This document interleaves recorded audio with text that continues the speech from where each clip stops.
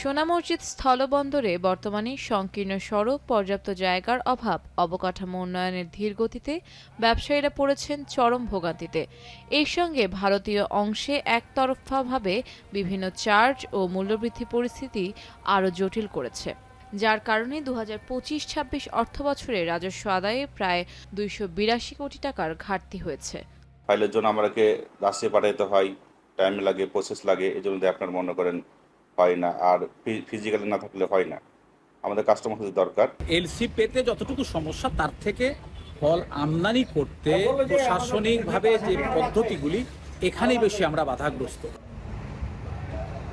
ব্যবসায়ীদের অভিযোগ, গার্মেন্টস পণ্য স্থলবন্দরের পরিবর্তে সমুদ্র বন্দর দিয়ে রপ্তানি করা হচ্ছে, ফলে সোনা মসজিদ স্থলবন্দরের কার্যক্রম ও রাজস্ব আদায় কমে যাচ্ছে। আমাদের উৎপাদন ক্ষমতা আছে, তারপরেও আমরা দিতে পারছি না, একমাত্র সি পোর্টে যাওয়াতে।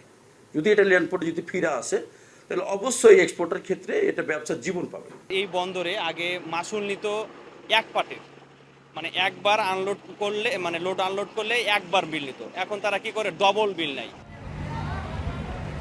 স্থলবন্দরে আমদানি রপ্তানি কমে যাওয়ায় কাজের সংকটে পড়েছেন শ্রমিকরা। একসময় প্রতিদিন ৫০০ টাকার বেশি আয় হলেও বর্তমানে তা গড়ে ১৫০ টাকায় নেমেছে।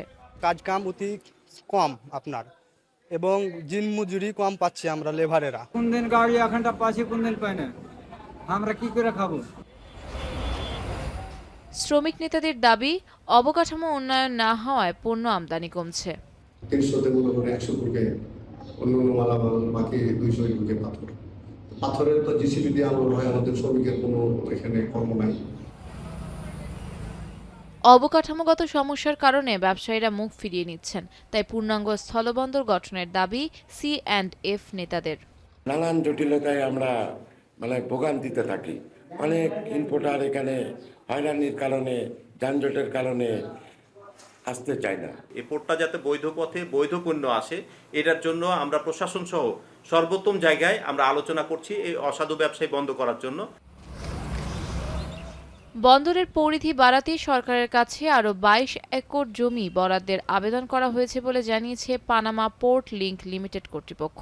অন্যদিকে নানা সমস্যার কারণে ২০২৫-২৬ অর্থবছরে প্রায় ২৮২ কোটি টাকার রাজস্ব ঘাটতি হয়েছে বলে দাবি কাস্টমসের। স্থলবন্দরের সাথে যে এগ্রিমেন্ট আছে সে অনুযায়ী টোটাল কার্যক্রম সম্পন্ন হয়েছে এবং ২২ একরের আর একটা আবেদন দেওয়া আছে, এটা চলমান। এটা হলে হয়তো আমাদের তখন আরও আমদানি রপ্তানির কার বৃদ্ধি পাবে এবং রাজস্ব আদায় হবে বলে আমি আশা করি। ব্যাংকের সঙ্গে এবং এখানে যারা স্টক হোল্ডার আছেন তাদের সাথে বিভিন্ন সময় সভা সেমিনার আমরা করছি। তো ব্যবসায়ীদের উপর এটা ডিপেন্ড করে যে তারা কি পরিমাণ আমদানি করবে, এবং ডলারের মানটা যদি একটু কমে আসে সেক্ষেত্রে আমদানিটা একটু বাড়বে।